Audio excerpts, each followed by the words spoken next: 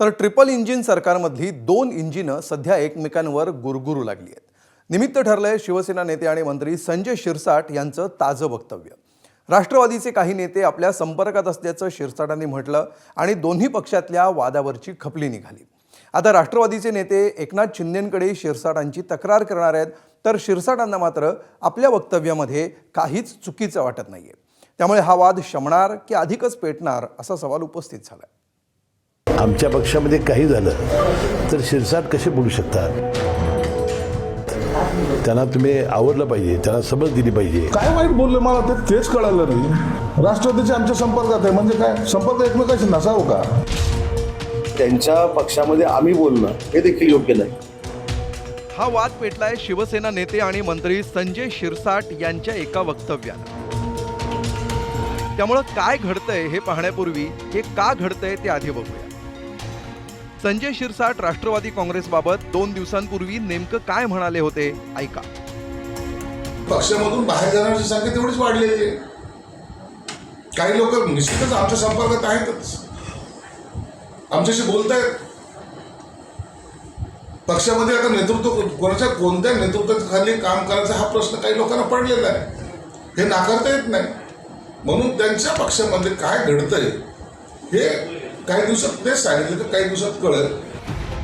राष्ट्रवादीचे नेते संपर्कात असणं आणि पक्षातील नेतृत्वाविषयी त्यांना पडलेला प्रश्न या शिरसाटांच्या वक्तव्यातील 2 गोष्टी राष्ट्रवादीला चांगल्याच झोंबल्या. यापूर्वीही शिरसाटांनी राष्ट्रवादीला चिमटे घेतले होते, पण शिरसाटांच्या ताज्या वक्तव्यानं राष्ट्रवादीची पडद्यामागची नाराजी चव्हाट्यावर आली आहे. गेल्याच मंगळवारी शिरसाटांच्या बद्दल मी शिवसेनेचे समन्वय समितीचे उदय सामंत आणि दादा भुसे यांच्याकडं स्पष्टपणानं नाराजी व्यक्त केली होती की ज्यावेळा आमच्या पक्षामध्ये काही झालं तर शिरसाट कसे बोलू शकतात? त्यांना तुम्ही आवरलं पाहिजे, त्यांना समज दिली पाहिजे. अशी त्यावेळेला देऊन सुद्धा त्यांनी काल पुन्हा असं वक्तव्य केलं की येणाऱ्या समन्वय समितीमध्ये आम्ही एकनाथ शिंदे साहेबांकडे तक्रार करू.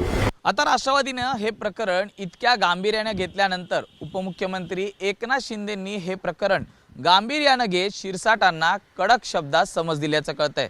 महायुतीत फूट पडेल अशी वक्तव्य टाळण्याच्या सूचना शिंदेंनी फोनवरून शिरसाटांना केल्यात. तिन्ही मित्रपक्षांना एकत्रित सरकार चालवायचं असल्याची आठवणही शिंदेंनी करून दिल्याची माहिती आहे. पण एवढं सगळं होऊनही शिरसाटांना मात्र त्यांच्या वक्तव्यात काहीच चूक वाटत नाही. आपल्या वक्तव्याचा खरा अर्थ काय होता हे ते समजून सांगतायत. अनेक नेते एकमेकांच्या संपर्कात असतात. उभाटाचे नेते आमच्या संपर्कात आहेत, काँग्रेसच्या संपर्कात आहेत, शरद पवारच्या संपर्कात आहेत. संपर्कात असणं आणि पक्ष सोडून जाणं हा दोन्ही वेगवेगळे विषय आहेत. आणि मला वाटतं लोकशाहीमध्ये आपण एकमेकांच्या संपर्कात राहणं, संवाद होणं हे केव्हाही हेल्दी त्याला मानलं जातं. म्हणून याचा चुकीचा अर्थ तुम्ही काढू नका ना. तर पक्षाची भूमिका आणि वैयक्तिक मत यातला फरक सांगत उदय सामंतांनी असे वाद टाळण्याचा अप्रत्यक्ष सल्ला शिरसाटांना दिलाय. पण हा सल्ला देताना आनंद परांजपेंच्या शिवसेना प्रवेशाचा आवर्जून उल्लेख करायला ते विसरलेले नाही. राष्ट्रवादी काँग्रेस पार्टी अजितदादांची आहे, त्याच्याबद्दलची पक्षाची भूमिका ही स्पष्ट आहे. तो आमचा मित्र पक्ष आहे. आनंद परांजपेंचा ज्यावेळी प्रवेश झाला त्यावेळी सगळ्या राष्ट्रवादी काँग्रेस पार्टीच्या नेत्यांची मी स्वतः बोललो होतो आणि त्याच्यानंतर तो प्रवेश झाला. म्हणून राष्ट्रवादी काँग्रेस पार्टी अजितदादांची डॅमेज करणं हे काय आमचं उद्दिष्ट नाही. आणि त्यांच्या पक्षामध्ये आम्ही बोलणं हे देखील योग्य नाही. त्यांचा पक्ष सक्षम आहे, त्यांच्या नेत्या सक्षम आहेत, त्यांचे पदाधिकारी सक्षम आहेत. त्याच्यामुळे त्यांचा पक्ष कसा वाढवायचा, कसा टिकवायचा हे ते ठरवतील.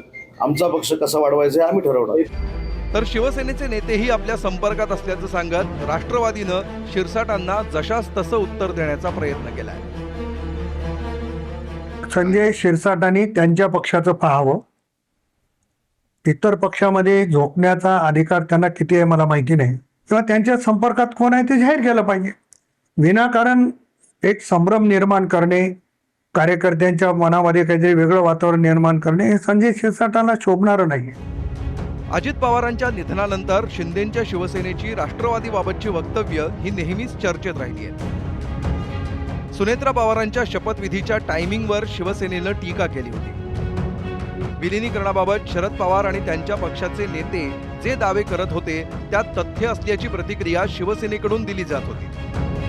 तर रोहित पवारांकडून उपस्थित करण्यात येणाऱ्या घातपाताच्या संशयाचंही शिवसेनेनं समर्थन केलं होतं. संजय शिरसाटांची सध्याची वक्तव्य ही याच मालिकेचा पुढचा धागा असल्याचं मानलं जात आहे. आता शिरसाटांना शिंदेंनी किती गांभीर्यानं समज दिली आहे आणि शिरसाटांनी ती किती गांभीर्यानं घेतली आहे हे पुढच्या काही दिवसातच स्पष्ट होईल. ब्युरो रिपोर्ट, ABP माझा.